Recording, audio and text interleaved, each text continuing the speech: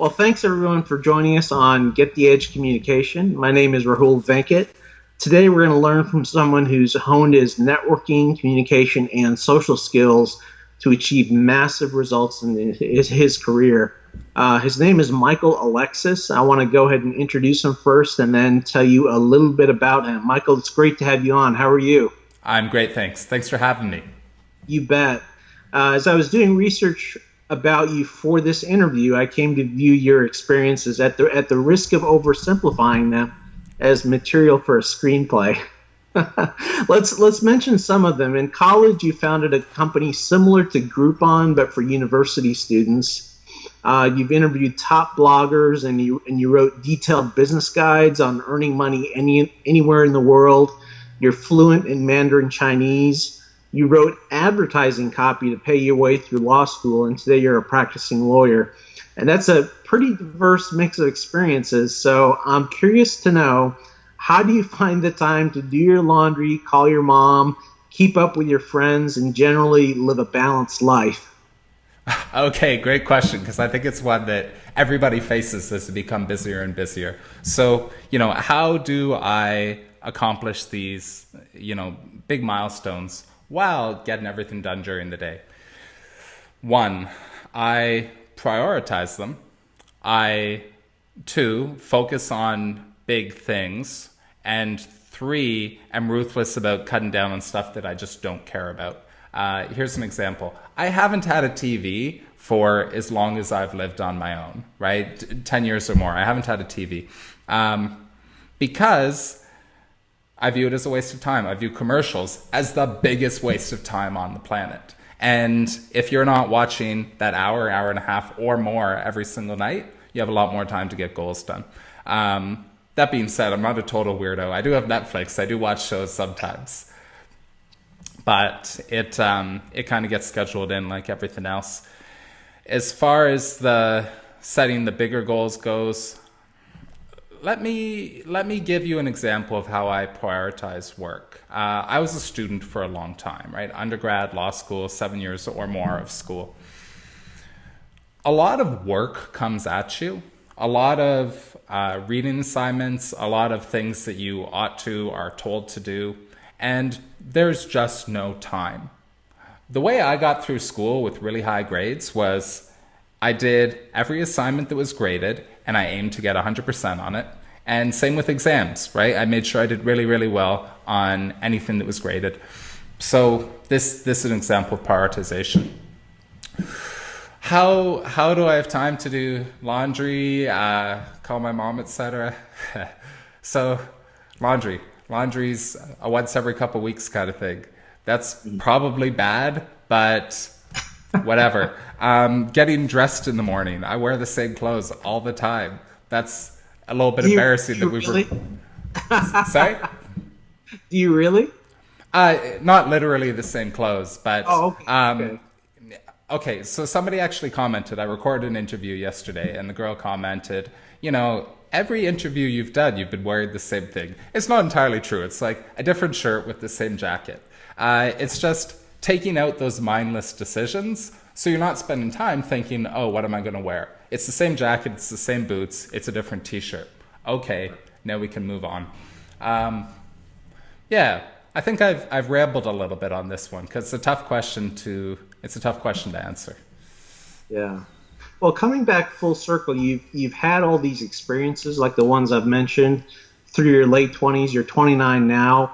So what's been the common thread in these experiences? What's been your larger goal as you've followed one pursuit to the next? The copywriting, the Groupon clone, law school. What's the common thread for you?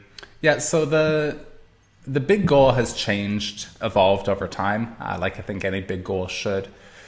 From, the timeline of stuff you gave, maybe it started when I was 18, 19 years old. So the last 10 years, what was the thread? The thread was going after opportunities that came my way and being open to them. So, as things came along, whether it was a CEO visiting my school and giving a talk, I turned that into an opportunity. And I do, the best I could at it when it came up. When I was doing interviews and potential clients started offering me work to do, I went, okay, that's a cool opportunity. I'm going to take that on. I'm going to do the best I can at it. And when you do that, a really interesting thing happens, which is more opportunities come along. People like to get paralyzed by choices. They think, oh, if I do this one thing or another thing or the third thing, that I'm going to be stuck in that for life and it's irreversible and I'm going to waste so much time and money. No, that's not true at all. What happens is you start one of those things, you push it forward for even like a month or a couple of months, and once you've made that little bit of progress, opportunities just start raining down on you. Everybody, it's kind of cliche to say, but everybody likes to latch on to a shooting star. It's true, right? If you're doing something cool, more will come along. And if you just keep doing a good job at everything that comes along, then you're going to hit these kind of big moments, some of the ones that you mentioned about me. Yeah. Interesting. Well, part of my goal with Get the Edge is distilling the way high achievers communicate, sometimes down to the very words that they use. And as I mentioned a moment ago, one of your ventures in college was a Groupon clone named Save Rally. Now, millions of people can draw up a business plan. They can invest seed money, put up flyers. You took the next step, which was communicating with businesses, communicating with students on campus about your business. Take us through your initial conversation with the business owner and your initial conversation with a student. What was your pitch? How did you approach these people and ask them to spare their time to listen to you? First of all, I think it's absolutely incredible. Phenomenal that you found the name of the startup. Okay? Okay. Great research going into the interview. Thank you. That being said, how did I communicate with these businesses? What I tried at first was cold calling. I literally went to Google Maps and I typed in, I went to University of British Columbia at the time. So I put restaurants near UBC and I put aestheticians near UBC and like paintball near UBC. Anything that I could think of that I thought would be useful for students. Students was my target market. And I picked up the phone and I started calling. I called hundreds of these businesses and my pitch was in hindsight really obnoxious. I said, hi, are you interested in free advertising at UBC? Which, okay, it got their attention, but I was lying because it wasn't entirely free, because I wanted to put them on my site and I wanted to sell their service at a discount and I wanted to take my percentage on top of that, right? Like I wasn't being entirely honest. And as soon as they started asking questions, that came through. So I didn't feel good about it. It wasn't resonating with them and I wasn't getting results. So what do you do instead? I got some terrific advice from, it was actually just a mentor on campus. He organized like student entrepreneur group or something like this. And he said, here's what you do. Informational interviews. Call or email these businesses that you want eventually to have as clients and get them to meet you for coffee, tea, whatever. And go there, prepare, 5-10 questions, and just have a really honest conversation with them. And in my case, the conversation was, look, I've built this site. I want to learn how it would work for a business like yours. What would make this appealing? What would be the discounted rate? What would be the rate you're willing to pay me? What number of students would you want to buy tickets to make this worth your time? Would you want to receive this stuff by email? Do you want to deal by phone? All of the details, and just have this really, really honest conversation with them. And let's say out of 10 informational interviews, 7 or 8 people eventually would become clients. It was a huge, huge return compared to these empty cold calls I was making. The trick I think though is that you do need to go in honest. You're not going in for a sales meeting. And actually you can say that explicitly. Can we please meet for coffee? I don't have anything to sell you. One other tip that I have, and this is a trick that I've used, a tactic, a strategy I've used for pretty much every business I've been in, is go after referral hubs. And by that I mean so with Save Rally, with Groupon business, if I went to an ice cream shop and I signed them up to be on my site, okay, that's like one good deal for the site.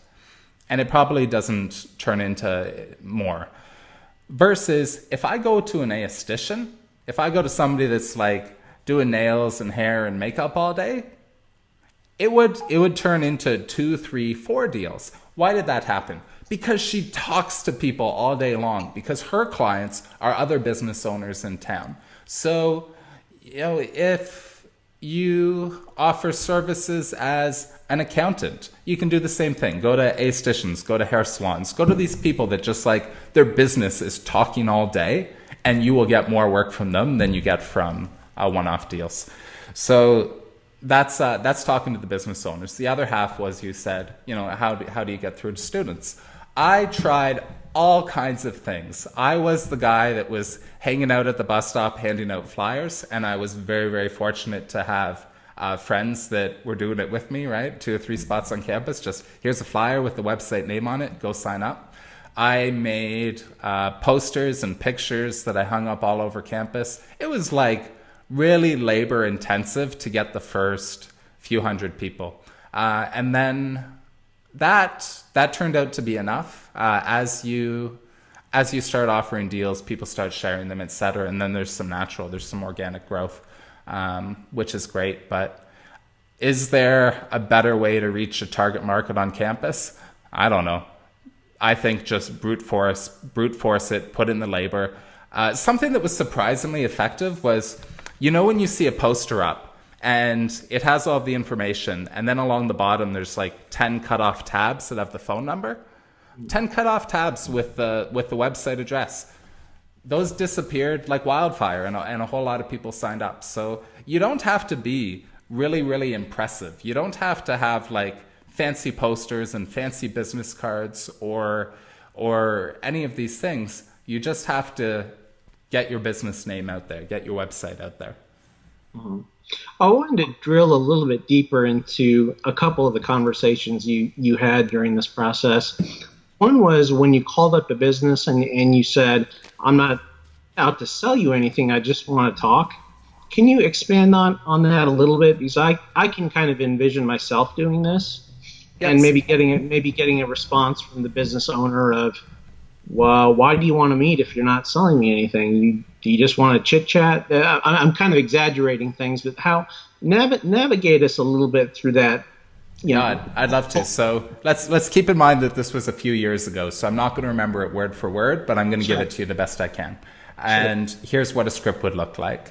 Hi, is this whoever? I've looked them up online. I know their name. Hi, is this whoever? Yes. My name's Michael. I'm a student from UBC, and I've started a business. Would you mind if I ask you a couple of questions? Oh, yeah, sure. No problem. And then I'd say, okay, well, here's one question, here's 2 questions. And if they answer those, if they seem to be friendly, then, oh, well, I actually have a few more. Could we please meet for coffee? Oh, would, Tuesday at 10 a.m. at Yellow Brick Cafe work for you? Right? Just very, very clear. I think now, so even though that was only a few years ago, phone worked well. I think now email is actually better, depending on the kind of businesses that you want to connect with. Any professional business, people are checking email all the time. The one exception is going to be restaurants, bar owners, etc. They never check their email, and if they do, they ignore it. I don't know how to get through to them, but yeah, just identify yourself, give them some context, like how you found them, who you are, and then make your little pitch after that. Okay. And how did you persuade your friends to help pass out flyers? I imagine that's probably a lot easier than yeah, I mean, there's no magic trick here. It was just, hey guys, this is what I'm doing. Would you mind helping me out? Okay. Well, some people in our audience that get the edge are newly arrived North Americans. They may be immigrants or people who just arrived recently who are settling in. They're becoming more familiar with North American society and the workplace. And I'm curious, how would these people introduce themselves to other people and other professionals? Let's let's take some of the models you've developed. There's the 3 second quickie, the 30-second engagement, and the 3 minute commitment. I like how you have actual terms for these. So tell us how they work and how you'd apply them. Yep. So one by one, the 3 second quickie is the way you're going to be introducing yourself the vast majority of the time. And here's an example, and then I'll explain it afterwards. My name is Michael. I'm a lawyer from Canada. So breaking that down, okay, your name, obvious. Second part, what you do. Keep it really, really simple. So, I'm a lot of things, but lawyer is something that people can identify and understand with. If you're, one of the common examples I use is like electrical engineer specializing in robotics. That's a mouthful. So no, you're just Rob the engineer and then a qualifier at the end. So the qualifier is where you're going to tailor it to your audience a little bit. If I'm talking with an international audience like we are in the interview, lawyer from Canada is probably as specific as we need to be. If I'm meeting somebody here in my province, then I might say, oh, I'm Michael Alexis, a lawyer from Guelph, the city that I practice in. If the city is irrelevant, I might put the qualifier onto lawyer. I might say, I'm Michael Alexis, I'm a startup lawyer. Something like this. So, 3 seconds, really sharp.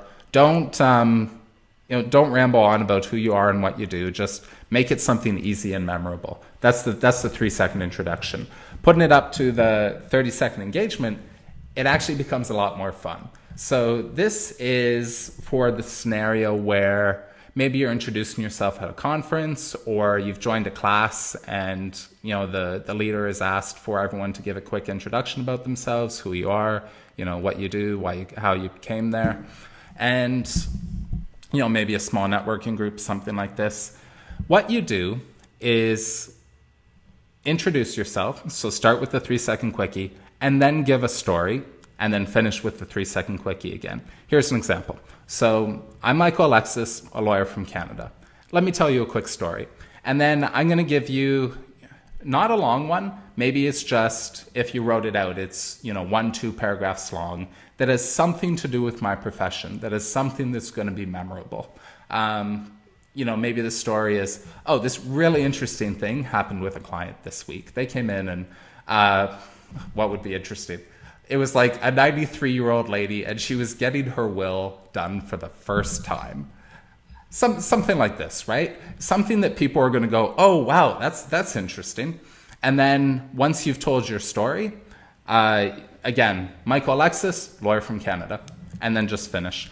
So going deeper into the story, how do you tell a good story? One, write it down in advance, right? Don't trust yourself to be able to come up with magic on the spot, because people don't work that way. So write it down, practice it, right? Even practicing it 2 or 3 times is going to go a long, long way when you go to deliver it. And 3, practice it in front of other people. See if they're actually interested in what you're saying, because a story that's interesting to you might be really boring to somebody else, or they might just not get it. We've all told one of those jokes that's really, really funny in our mind, right? And then we say it and nobody laughs, and then we go, oh, I guess you had to be there. You don't want to be that person when you're given a professional introduction. So yeah, practice in front of other people. Okay. And tell us about the 3-minute commitment. Yeah, so this is probably going to be a little bit more rare for most people. It's when you're giving a formal presentation. Maybe it's presenting your thesis. Maybe you're a grad student. Maybe it's a business presentation in front of investors. Maybe a talk that you're giving to promote your business in marketing, something like this. It's when you're going to be speaking on stage at the front of a group for 20, 30 minutes, something like this. And here's what you do. Start not by introducing yourself, but start just talking about the big problem, the big issue that you're going to be covering that day. And then after you've really gotten people engaged, once you've got their attention, then you tell them who you are. Because then who you are is actually going to matter to them. And same deal. So Michael Alexis, lawyer from Canada.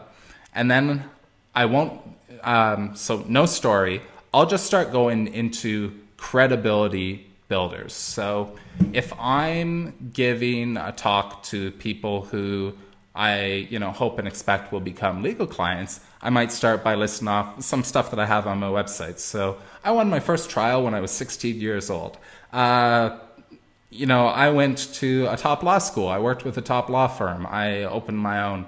These kinds of things are what I would list off. If I was speaking to investors, I'd mention the Groupon clone, the Save Rally that you did. I'd mention doing online copywriting, working with some of these high-level entrepreneurs. So almost like list form, these are my accomplishments. This is almost like a resume of things that I've done, and then back into your speech, whatever it's about.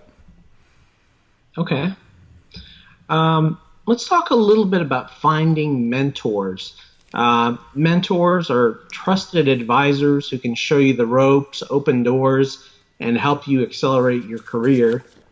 And most of, at least my audience, consists of young professionals, folks who are millennials, early 20s through mid 30s. And since they're starting out, I'm sure they'd be curious to know, how have you sought out mentors, approached people in a non-threatening way, and asked them to be that person for you? Yeah, so I was terrible at this when I first started. I remember, so Andrew Warner, Mixgy.com, he's the first person I followed online. And after, watching his interviews or something for a year, I reached out and I said, oh, hey, I want to start a business. Will you mentor me? And he said, yes, of course, I'd be happy to. Let's jump on a Skype call. And we got on the one call and we talked and decided that there'd be action items for me to do. And I didn't do them. And then I felt terrible. And then I never followed up with him. And then, so much for having a mentor. That's pretty good example of what not to do. Here's how to find and work with mentors. So one, I look for people who are local. It makes a big difference to be able to sit down with somebody and have coffee, right? You're able to, have a personal relationship. They get the context a little bit better. I look for people who have done exactly what I want to do. So, come back to the law examples. I have mentors who have practiced in my hometown for the last 40, 45 years, right? They know how law works in this city. Similarly, and maybe a little bit different, I have mentors who are lawyers in Toronto who are international experts in whatever, because that's where I want to be eventually, right? It's not where I am now, but it's good to know what they did when they got started to be able to make these additional steps up. How do you reach out to a mentor? How do you work with them? I reach out to them like this, by email. Hi, person's name. Give them a sentence of context. I mean, these people generally know who I am because we've spoken in the past, but still, they're busy people. Give them one sentence to give them context. I'm a new lawyer in Guelph, and my other mentor is this person. Or, I used to work with the firm that these guys are still at now. And then give them a compliment. You are phenomenal at client relationships. And that's the kind of lawyer that I want to be. Could we please meet for tea? And, I have a few specific questions I'd really like to ask you. And then, again, suggest a specific place and time. Or if you think specific place and time is going to be a problem, I can follow up with your assistant to book this, which actually has been more often than not the case with lawyers. So just that quick, non-threatening email where you introduce yourself to give context, give them a compliment, and then ask them very clearly for what you want. I think a common problem a lot of people have when they write emails, etc., is they try to put too much into it, right? They'll write 2, 3, 4 paragraphs or more, and it's just, nobody wants to read this. It's, you think you're adding stuff that's going to be helpful to them, but it's too long. If you just write 4 sentences and they're 4 really good sentences, almost everybody responds. Yeah, and this is important. Responses are the first step. And then once you meet with them, how do you turn this into, a good, productive mentor-student relationship? Take their advice, write it down, right? Make notes while you're doing the conversation, and then make a point of acting on what they say that same day. So if they said, okay, the best thing to do to grow your law practice in Guelph is to, meet with real estate agents around town. I'm going to go home and I'm going to book meetings with, 3 or 4 real estate agents. And then I'm going to send the mentor a kind of keep in the loop email. I send them a quick email that says, hey, thanks so much for the advice. I reached out to these 3 or 4 agents already. I'm meeting with them this week. And they love that. Why? Because the vast majority of people don't. Not everybody asks for advice. And then of the people that do, not everybody follows it. So if you show them right away that, hey, I'm the kind of person that was paying attention and I followed through on your advice, this person's going to love you. And they're going to want to give you more and more advice because, what could be more gratifying if you put yourself in their position? Like you're an older lawyer, 60, 70 years old, coming up to retirement. What could be more gratifying than passing on what you've learned to a young lawyer? It's huge for them, but only if the young lawyer acts on it. So this is how to be a good student with a mentor. And I guess the only other thing I'd add is that the bit I said about choosing mentors who have done what you want to do is so important. And being able to differentiate between the paths. So again, for me, that's meeting with local lawyers as well as, kind of the international ones in Toronto. For somebody else, say if you're opening a restaurant, you might want to focus in on, okay, what are you opening? You're opening a fine dining restaurant. Do you want a mentor who, built up McDonald's? Probably not. You want somebody who's done a really, really good job of opening fine dining restaurants in your city or a city like yours. So, okay. Let's take the example of a blogger. And bloggers are all over the internet. So they may be in your city, they may be in a different city. And this has some personal relevance to me, so I have a vested interest in asking you this question. So how might I approach another blogger online over the internet and ask them if they would be my mentor and do some mentoring for me? Yep. So here's what I would do.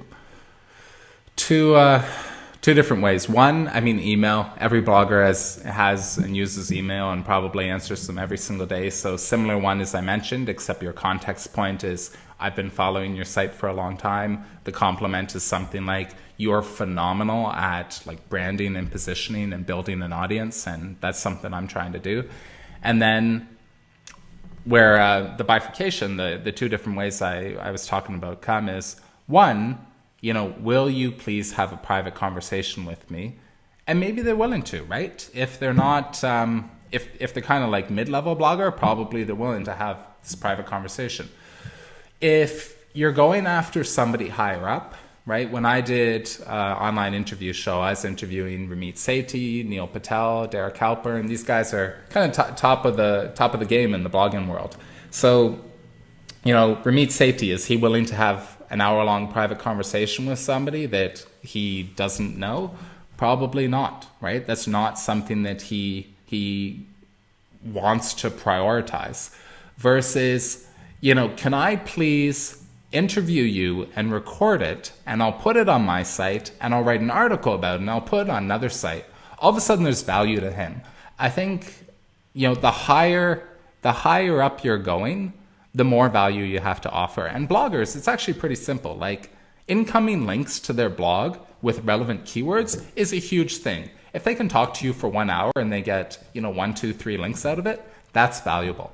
I mentioned with the lawyers, when I pitch them, yes, it's a nice thing for them to be able to do, and I'm sure they get some gratification about sharing the learning, but I also tell them, like, oh, by the way, the Law Society gives you credit for mentoring young lawyers. I'll be making notes, I'll send it to them, and then you get your credit. So just find a way to give value to the mentor so you're not just asking to try to take away. And that little bit I mentioned about, interview them and write articles about it is a phenomenal way to connect with even, really high up, otherwise out of reach people. Okay. You mentioned a few moments ago about, let's say, a lawyer's assistant. And so I was curious about gatekeepers, folks who are a step removed from the person you want to contact. Say it's a secretary, a receptionist, or an assistant. Um, let's take the example of a lawyer. If you're wanting to connect with another lawyer, and let's say that you dial their firm or you email that firm and you reach their assistant, how do you? I guess I'm trying to come up with a specific question. How do you work with that assistant so you can ultimately get access to your primary, target? I've never had that problem. Everybody seems to make their email address available. Yeah. Okay. Um, this is kind of a funny story. So when I was in undergrad, there was this executive who came to the school and he gave a speech in front of a couple of classes, and then later on he asked me to come give a talk in front of the executive board for his company. That was a really exciting thing. And before I went to meet them, I went on their website, and they had the executive page, and all of the executives had their little picture and their name and their title and their email address. So I took all the email addresses, I put into a big email, and I said, hi, so-and-so, I'm looking so forward to meeting you. Just this overeager 20-year-old or 21-year-old, whatever I was. And I mean, it was it was a nice email, and one or two of them wrote back and saying, yes, we're looking forward to it too. But a couple of days later, all of their email addresses were taken off the website. I don't know if that was me, but it could very well be.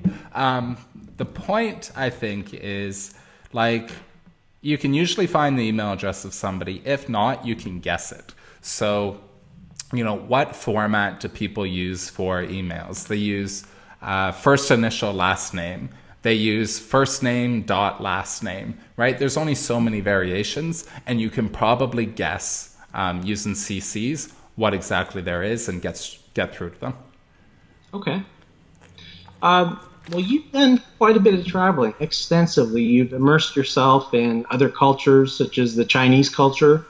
In fact, I believe you lived in China. Is that right? You lived in China for a year? Yeah, I've been over there 3 times, total of about 2 years.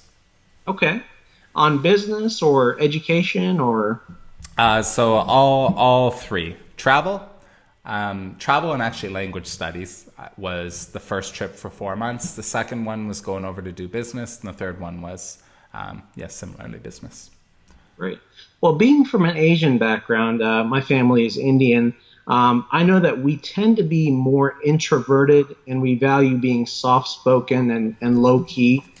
But in North America, this can be a hindrance at times because we're expected to be extroverted and alpha if we want to move ahead in our careers. What what what would you say to a North American professional who wants to follow the Western model but not lose their inner voice and their authenticity? Okay, this is a really interesting question. I personally don't try to be extroverted. I don't try to be alpha. And quite frankly, I think a lot of people that are putting the effort into that come across as a little bit not the kind of people that you want to be around. Okay, if somebody's trying too hard to be alpha, trying too hard to be the leader, I'm not interested in knowing them. That being said, what do you do instead? I want to be authentic. Okay, authentic sounds really fluffy. How do we do that? Here's something that I've found works really well for me. Being vulnerable.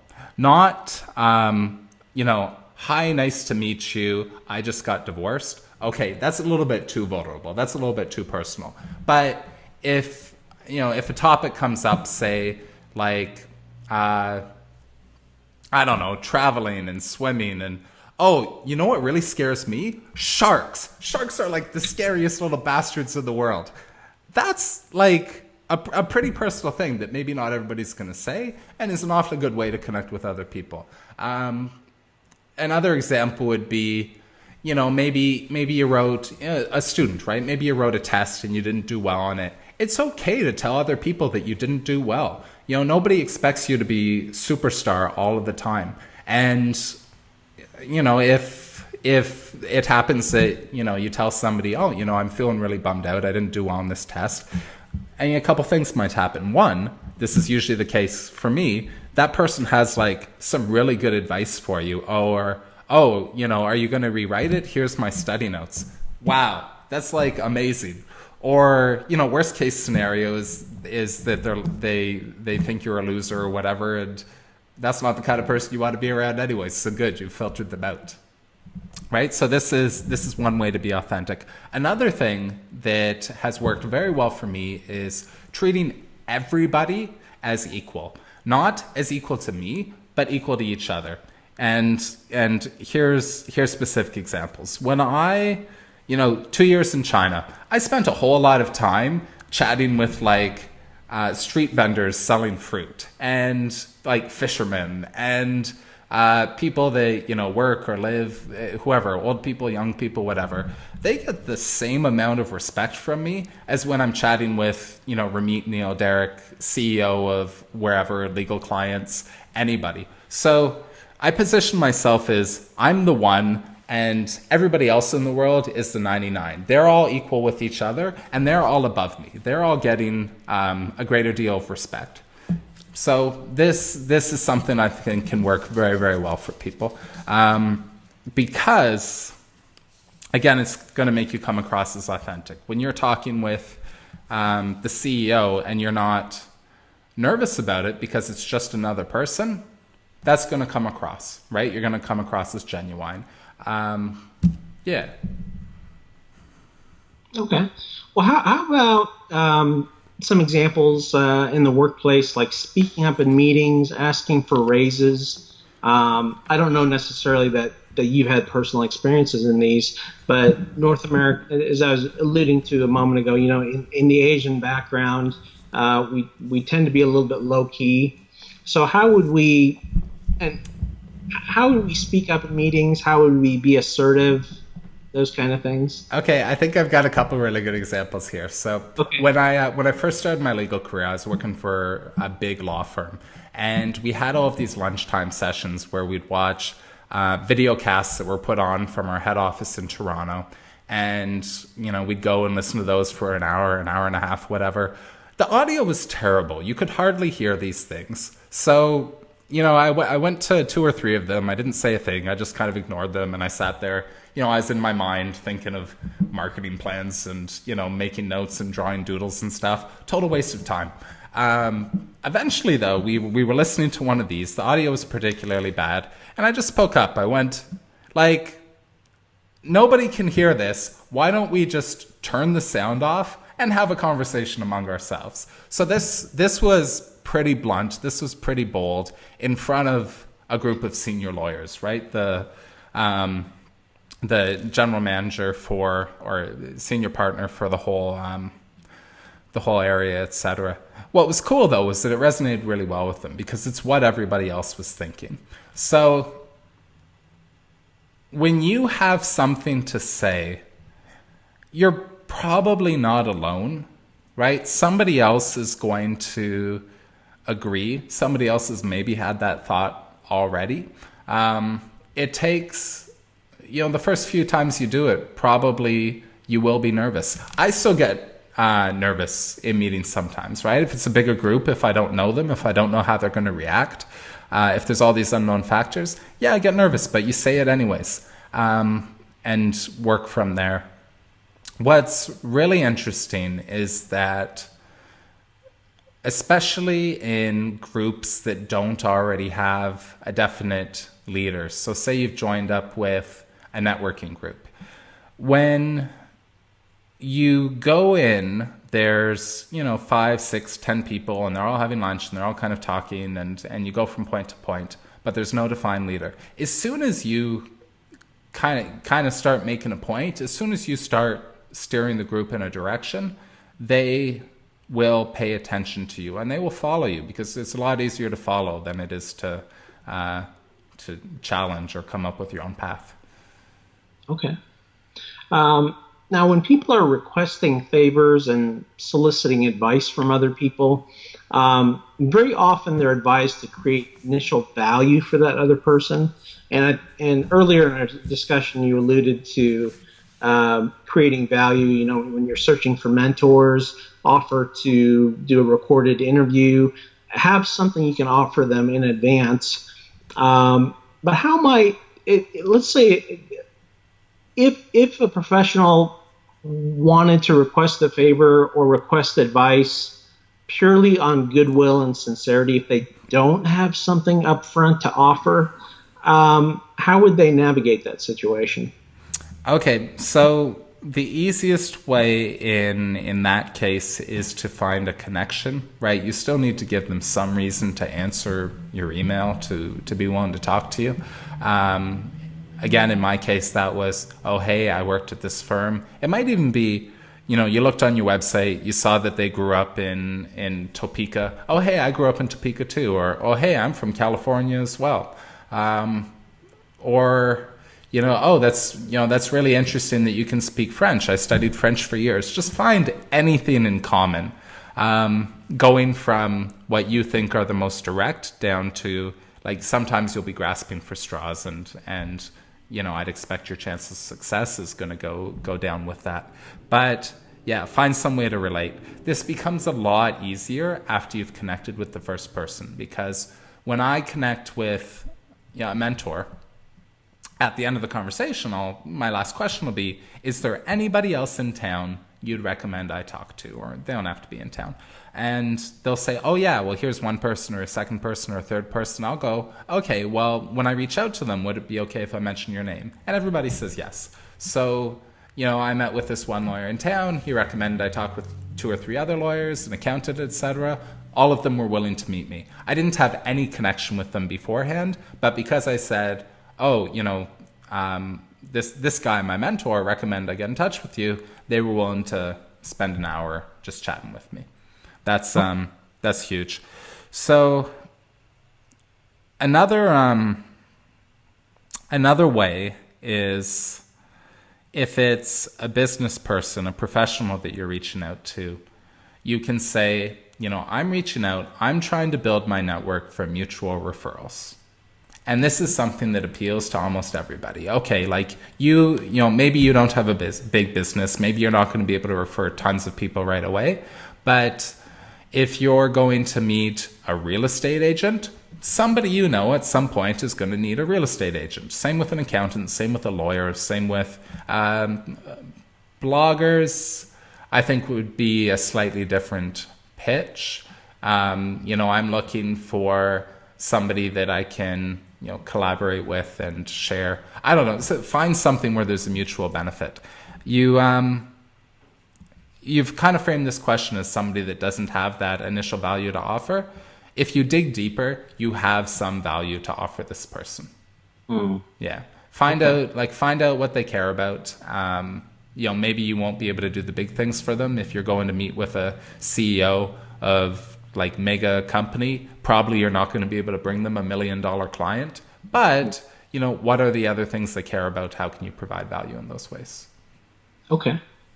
Let's talk a little bit about communicating in this age of technology. This is a universal pain point for nearly everyone I've spoken to, including preparation for this interview, where the person will say, I emailed such and such person, I left a phone message, a text, a Facebook message, and then I never heard back from that person. What do I do? Do I send another email, text message, phone call? Do I send them a written letter?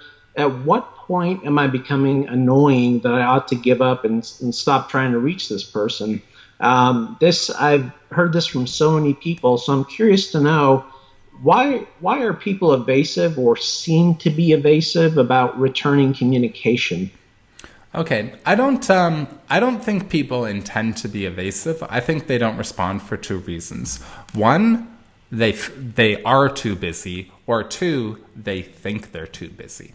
How does this play out? Again, we were talking about emails early on. If you send somebody a really long email, either they don't have time to read it, or they look at it and go, oh no, I have too many other things that I ought to be doing. Whether or not they do them is a different question, but they see that length and it's a problem. So how do we fix this? Again, those 4-sentence emails that I mentioned. 1, hi X.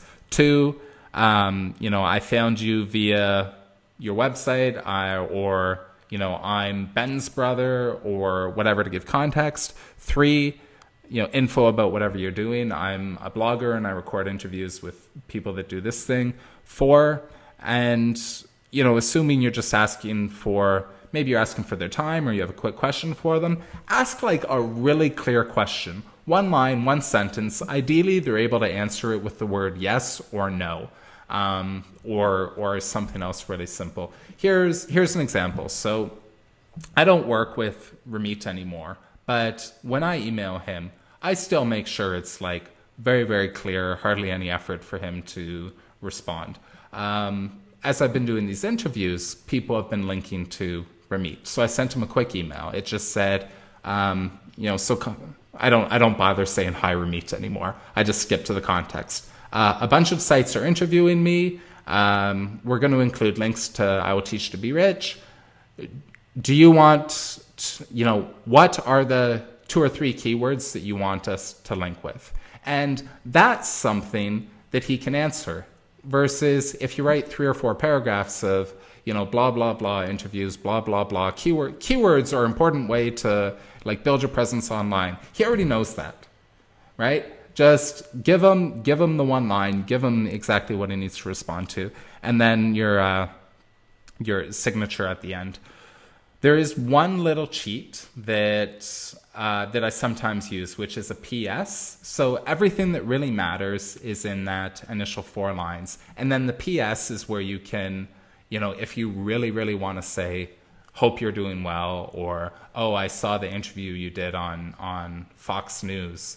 It was great. Or, by the way, I thought this link would be really interesting to you. That's kind of where you can tack it on without taking away from the direct email that somebody's actually going to respond to. Mm-hmm. You mentioned the scenario too, though, where, okay, so that's the ideal. That's going to get most people to respond. But what if they don't? Yes, sometimes people don't respond to my emails. I will keep track of it. I have an app on my phone where you can kind of boomerang it in 1 week in the future, 1 month in the future, whatever. And when it comes back to me, I'll follow up with the person. I'll send them a very short email. It just says, re-pinging on this, and then the question again. And then if they really want to read the context, they can scroll down to the initial email. And then, maybe most people respond to my emails. So 90% of people respond to my emails, and then when I re-ping, 90% of people respond to the re-pings. So are there still anomalies that don't respond? Yep. Does it matter? Usually no, right? Usually no. Yeah. Well, what are your recommendations on subject lines of emails? Because some people literally get hundreds of email messages per day, and they filter them based on subject lines. So any tips or any words of advice on effective subject lines for emails? Yeah, I usually put the question in the subject line, or even a shorter version of the question. So the question might be, can I interview you via Skype on April 3rd at 10 a.m.? Okay, so that's the question. The subject line is just, can I interview you for Right of Use, my old website. Yeah, shortened version of the question I find works pretty well. Okay. Well, I guess that takes us through all the questions. I so much appreciate your time today, and I wanted to ask you, because I'm sure people listening to this interview are curious about you and your story. Where can people find you? How can they learn about you, and which website can they visit? Yeah, so michaelalexis.com is where people sign up for my email list. It's the most non-threatening email list ever, because I send maybe 1 email every 6 months, and it's usually a pretty good one. If for some reason people don't want to sign up, that's fine. Just michaelalexis.com/welcome, and you'll have access to the content. Okay, great. Well, thanks again. I really appreciate it, and we'll catch you in the future down the road. Oh, it's my pleasure. Thank you. Thank you.